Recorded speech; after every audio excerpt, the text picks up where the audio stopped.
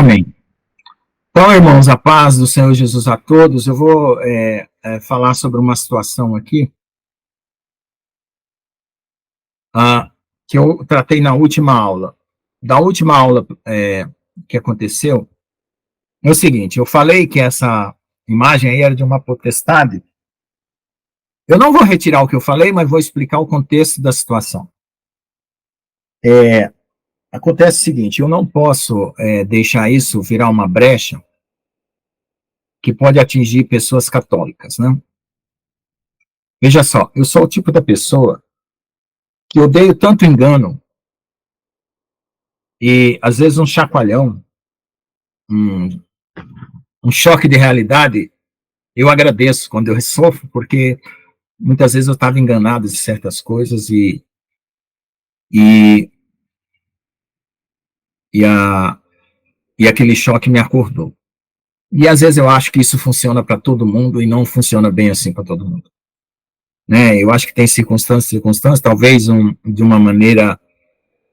algumas pessoas acordam, outros acordam de outra maneira, outros acordam suavemente. Eu já vi gente acordando gente de uma forma tão suave que eu seria incapaz de acordar alguém daquele jeito.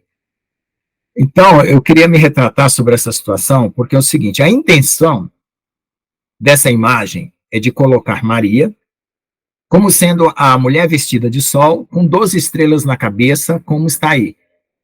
Tá?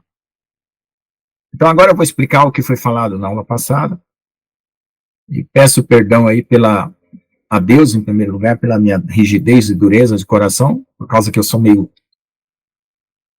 quero cortar as coisas no tronco para não ter novos brotos, né? A Igreja Católica, vou falar assim bem claro, porque isso vai servir para os católicos, ela tem como premissa uma crença grega de que a criação foi feita a partir de uma mater. Mater quer dizer mãe, e que é a mesma palavra chamada matéria. Essa é uma crença grega que tinha uma pasta base com que Deus criou os anjos, o céu, a terra, e ele foi usando essa pasta base para fazer tudo. E os gregos chamavam ela de mater. E daí, como tudo que há em Deus é vivo, a palavra é viva, tudo que Deus faz é vivo, então essa pasta base era uma mulher. Ela teve uma corporação feminina e veio aqui na Terra e se tornou a mãe de Jesus. Então é assim que os gregos acreditam e é assim que os católicos herdaram dos gregos. Então eu estou fazendo essa explicação porque eu vou fazer esse recorte, colocar lá no outro, para explicar na sequência, tá? Então, o meu intuito aqui não é ofender ninguém, nenhum católico, sobre esse sincretismo que foi pegar uma interpretação da Escritura, onde a mulher do sinal de Apocalipse capítulo 12 foi interpretado como a Maria, colocar ela aqui junto com o lugar do Santíssimo Lugar, que seria os Santos dos Santos. Então, todo mundo sabe que eles chamam ela de Virgem Santíssima, né? E acontece que Deus, ele nunca se referiu à sua mãe dessa maneira, Jesus, no caso, né? Nunca se referiu à sua mãe dessa maneira. Então, a autoridade que a gente recebe é aquela que Deus nos concede. Fora disso, a gente está errando. Né? Então, como eu não quero errar, eu quero ver se eu coloco a coisa da maneira melhor possível. Então, estou explicando a origem da ideia de colocar Maria como Santíssima, como um princípio de criação de Deus, junto com o trono, a representação do trono de Deus, que é a Arca da Aliança. Tá? Porém, a gente sabe, né, isso do ponto de vista católico, né, eles aceitam isso normalmente, porque eles têm essa herança. No judaísmo, a ideia já é diferente dos gregos. Deus originou tudo pelo davar. Davar é a palavra. Então não houve nenhuma pasta base para criar uma massa universal para criar anjos, céus, terra e homem. Isso, Deus usou a palavra, e a palavra é Jesus, que se fez carne. Então, isso é o que Deus diz, certo? Mas as pessoas se magoam por quê? Porque depende muito do coração da pessoa. Se Deus falar assim, Lucas, escuta aqui para mim, olha bem aqui para mim no meu rosto, e eu vou te falar assim, assado, assado e assido. Eu fico quieto, baixo minha cabeça e pronto. Mudo a minha ideia. Se você falar, ou disser que Deus falou, ou pegar as escrituras e jogar na cara da pessoa, a pessoa se ofende. A pessoa se ofende. Por quê? Porque para ela trocar todo aquele sistema religioso dela por uma coisa melhor, é um processo doloroso, é horrível. Você tem que desmontar neurônios, reformar a mente, reformar o coração para trocar situações. É horrível. Eu já sofri por isso, é doloroso. Mas eu aceito porque eu amo a verdade e quero a verdade acima de tudo. Então, é por isso que às vezes eu aceito até levar varada, chicotada, espiritualmente falando, para poder trocar ideias. Mas nem todo mundo é assim. E eu creio que Deus é doce, é amoroso, né? Ele sabe a minha resistência, ele trata comigo de uma forma e às vezes trata as pessoas de outra forma e até mim para poder ensinar a doçura, como a gente acabou de falar dessa questão aí de eu estar respondendo um irmão aqui para... Na verdade, eu queria perguntar para ele, eu fiz a pergunta sobre a questão de Jó lá, que ele falou que Deus vê loucura nos santos e no céu, aí eu fiz uma outra pergunta com isso, que não tem nada a ver com esse assunto, mas o conteúdo de discussão é sempre o mesmo. Então, na verdade, eu queria saber se ele podia me fornecer uma informação a mais que confirmasse com aquilo que eu já sei, e a gente se abraçaria no conhecimento, na revelação de Deus e sairia de braço dado dessa discussão. Acontece que brasileiro não é assim. Né? O próprio pastor João aqui sabe que o brasileiro, no americano, ele discute duas ideias opostas e depois saem para tomar um café. O brasileiro fica com raiva e um vai para casa e nunca mais olha na cara do outro. É muito sentimental.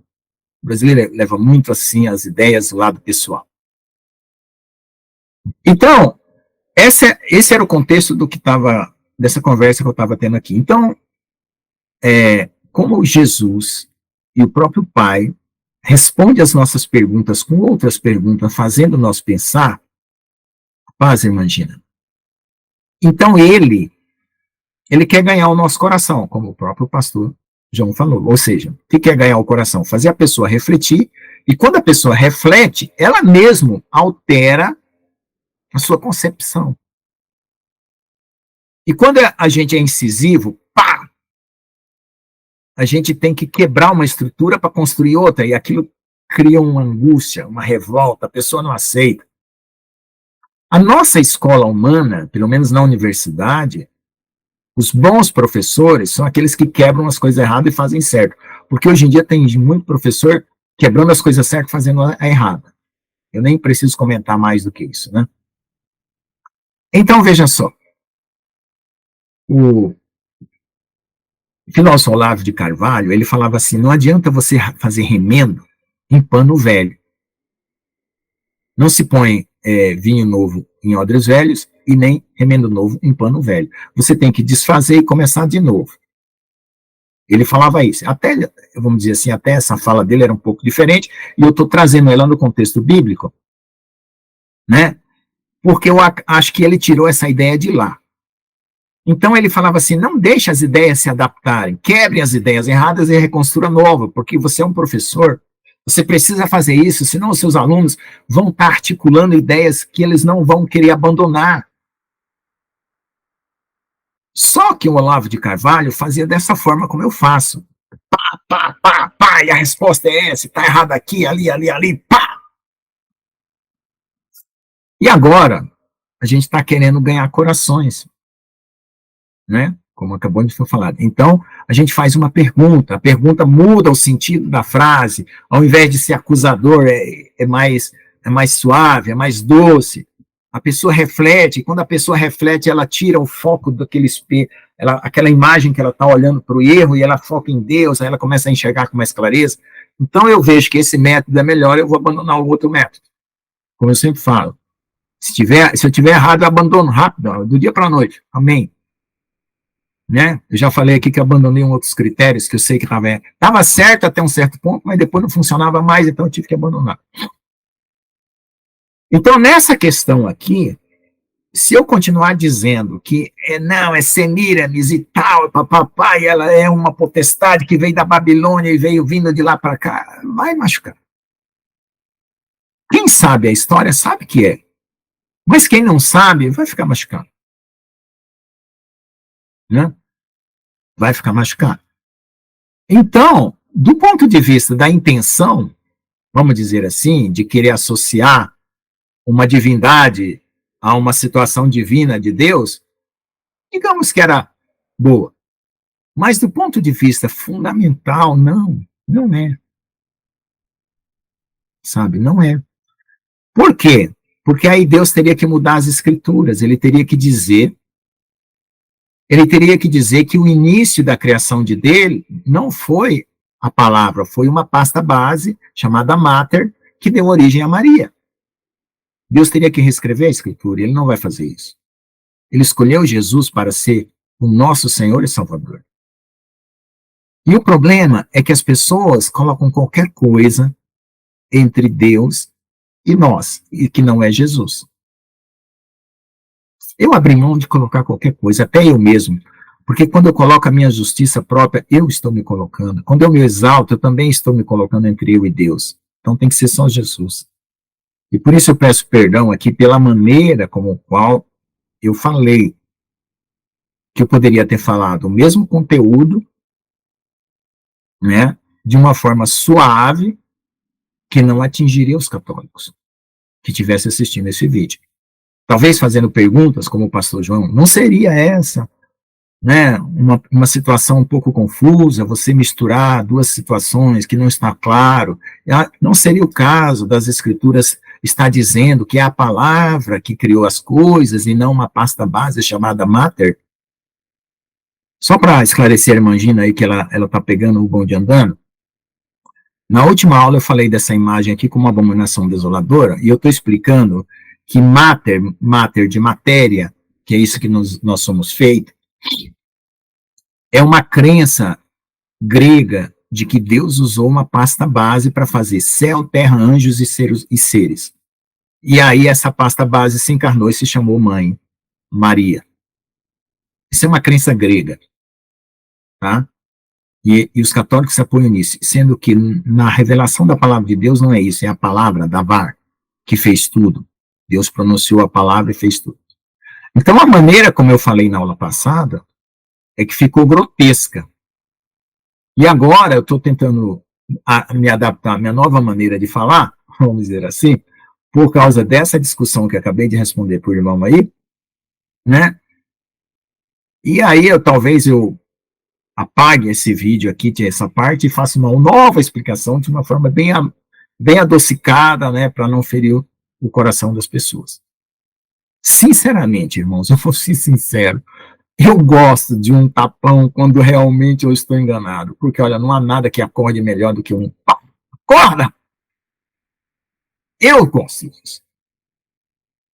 Porque tem hora, porque eu sou um cara, às vezes, tão positivo, tão ferrenho no que eu faço, que às vezes eu estou errado, e se alguém não me chacoalhar, não acontece, sabe? Então, tem gente que é diferente. Aí você chega lá, oi, bom dia, como é que você está? Tudo bom? E aí, como é que você está passando? Tá bom? E aquele problema, você já conseguiu resolver? Entendeu? Então, pessoas e pessoas e pessoas são diferentes. Então, eu sei que eu não posso tratar todo mundo como eu sou, porque nem todo mundo é como eu. Então, eu tenho que ver quais as condições que cada coração tem, principalmente porque eu estou dando aula, né? E agora, dando aula da palavra de Deus, então eu tenho que ser um angariador de corações, né? Um ganhador de corações, né? Então, tá aí a minha explicação sobre essa situação anterior, tá bom? No fundo, existe aquilo que eu falei, no fundo da história e da revelação. Porém, na interpretação católica, era isso que eles estavam tentando fazer. Tá? Ficou claro para todo mundo? Quem estava aqui na aula passada sabe do que eu estou tratando. Levanta a mãozinha aí para quem ficou claro. Tia Ricarda, pastor João, pastor Jones, ficou claro. Isso. Dá uma mãozinha. Então tá bom. Então vamos começar a nossa aula. Amém. Então vamos lá. Pode falar, tia. Só complementando aí, sei lá, algo que me veio. Eu tenho por hábito assim, tá? Quando nós estamos falando a palavra de Deus, eu adoto esse comportamento. Se eu estou diante de um espírita, diante de um católico, diante de alguém que não pensa como eu não combato o que ele pensa. Eu simplesmente falo de Jesus e vou acrescentando ali o que Jesus disse. Mais ou menos eu vou explicar. Digamos que você tem um copo, no fundo dele tem uma tinta preta. Mas quando você vai adicionando água limpa, aquela tinta preta, uma hora vai embora. E assim é a palavra de Deus. Eu não tenho que ficar contestando o que a pessoa pensa, ou como ela foi educada a pensar. Eu simplesmente vou colocando água limpa. E ele vai absorvendo a pureza da palavra e chega uma hora que ele próprio vai discernir. Olha, eu acho que eu estava pensando errado. E aquela tinta preta do fundo do copo vai embora. Então fica mais fácil assim, né? A gente não entra em contenda com ninguém e a gente não tem que partir para um duelo para saber quem está certo. Tá bom, tia. Amém. Obrigado pelo conselho, obrigado, pastor João, obrigado, pai, obrigado, Jesus, pelo seu jeito, e obrigado a todos vocês, irmãos, por estar me ensinando a mudar esse meu estilo de abordagem das pessoas. Eu não vou dar mais explicação, mas é uma coisa que a gente herda pelo costume histórico do meio que a gente viveu, tá? Esse é de onde eu tirei toda essa maneira seca e dura de falar, tá bom? Então, vamos mudar a partir de agora, amém?